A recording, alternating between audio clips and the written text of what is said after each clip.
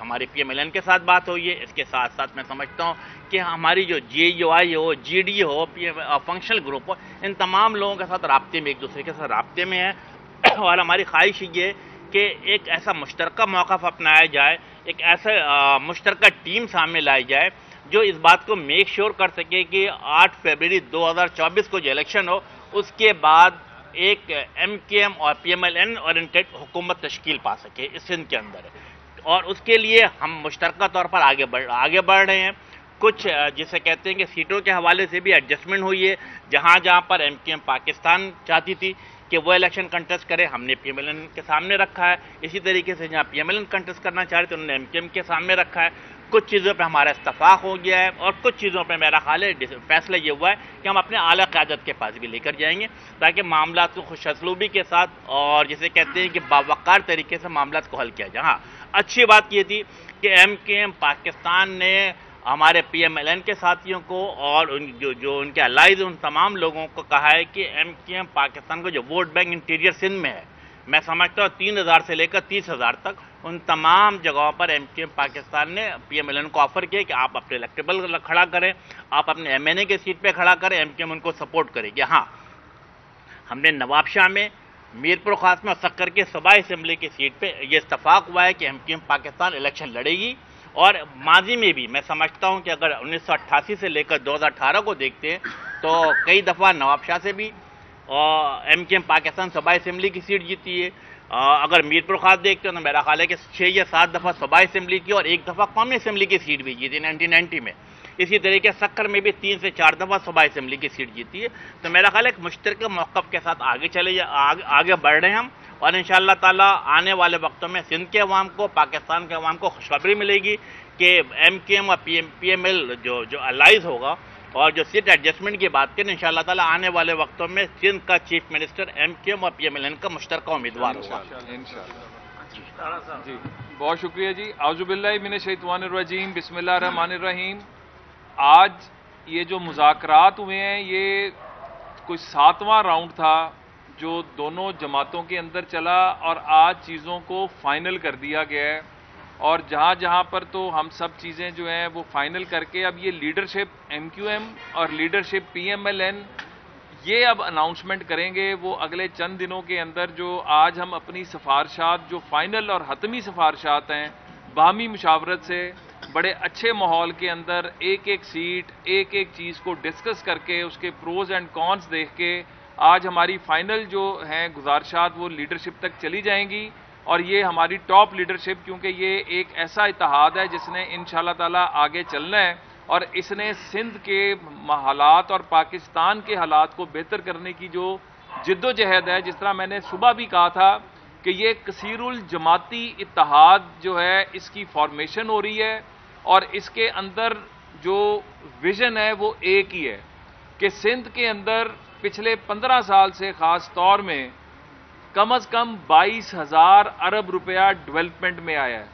اور اگر آپ سندھ کے حالات دیکھیں تو آپ کو 2200 ارب لگا نظر نہیں آتا. تو یہ کیا زیادتی نہیں ہے سندھ کے عوام کے ساتھ؟ کیا کراچی کی اگر ہم بات کریں تو آج ہم یہ سمجھتے ہیں کہ ہم اصل سٹیک ہولڈرز جن کو سمجھتے ہیں, جنہوں نے قیام پاکستان کے لیے ہجرت کی, قربانی دی, ووٹ کیا, آج ان لوگوں کے ساتھ جو اس ملک کے اندر جو پیچھے ایک رویہ رکھا گیا اور جو کچھ ہوا, تو پی ایم ایل این کا ہمیشہ یہ رہا ہے کہ تمام جو سیکٹس ہیں اور تمام مکاتب فکر کو ساتھ لے کے چلا جائے. اگر اس ملک کو ترقی دینی ہے تو اس کے لیے سب کو مل کے چلنا ہوگا اور اس کے لیے آج اس سفر کا آغاز ہو چکا ہوا ہے.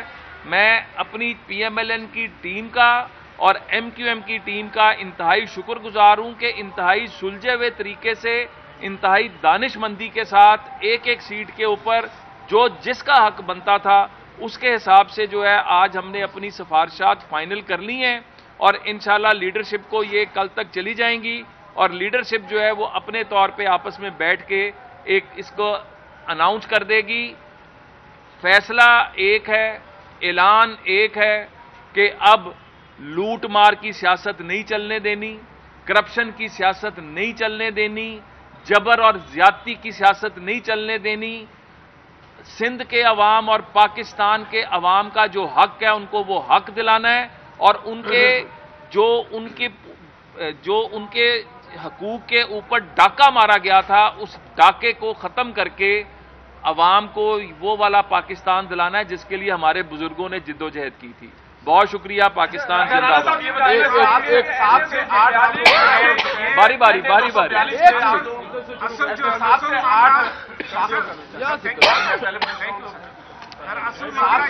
چلیں آنے دیں رانا صاحب رانا 7 سے 8 دور ہو چکے ہیں، آپ لوگ یہ طے نہیں کر سکے کہ این اے 242 پر کس کا حق ہے. یہ آپ کا خیال ہے. دوسرا امین الحق صاحب نے کہا کہ ہم مل کر سندھ میں گورنمنٹ بنائیں گے، تو وزیر اعلیٰ کس پارٹی کا ہوگا ذرا یہ دوسرا. دیکھیں سب سے سوری پلیز دیکھیں سب سے پہلے میرا خیال ہے کہ این اے 242 کے اوپر میرا خیال ہے کہ ہم آپس میں بیٹھے اور آپس میں ہم نے فیصلہ کیا ہے. فیصلہ میں آپ کے سامنے رکھ دیتا ہوں. فیصلہ یہ ہوا ہے کہ ٹھیک ہے ایم کیو ایم پاکستان کا اپنا کلیم ہے کہ ایم کیو ایم پاکستان کے سینئر ڈپٹی کنوینر مصطفیٰ کمال بھائی آلریڈی وہاں پہ امیدوار موجود ہیں اور پچھلے 2 مہینے سے اپنی کیمپین کو چلا رہے ہیں. ہمارے پی ایم ایل این کے ساتھیوں کی طرف سے آیا کہ شہباز شریف صاحب پچھلے الیکشن میں آلموسٹ نمبر 1 تھے.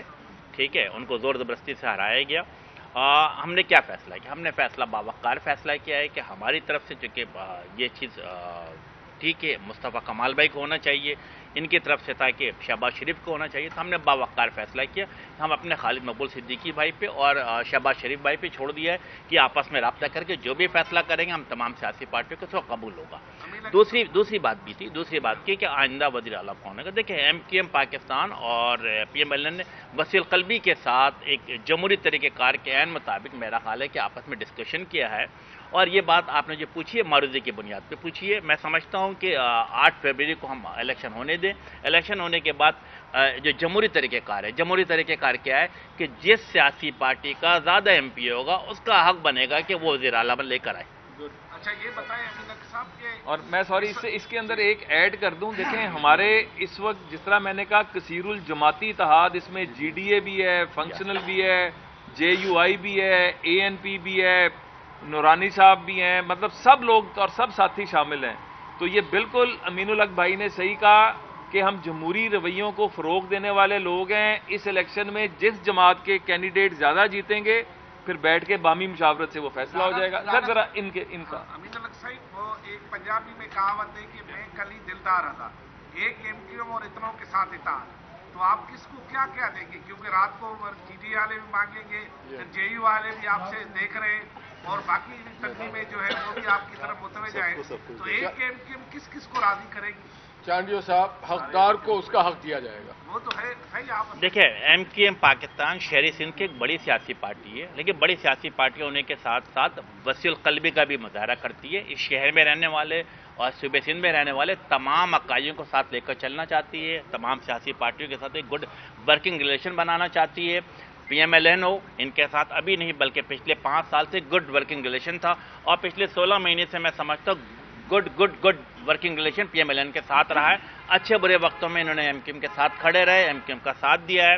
میں سمجھتا ہوں جی ڈی اے کے ساتھ بھی پیپلز پارٹی کے دور حکومت میں بڑی زیادتی ہوئی ہے. ان کے لوگوں کو گرفتاریاں کی گئی ہے، ان کے تمام ڈیولپمنٹ کام روک دیے گئے ہیں.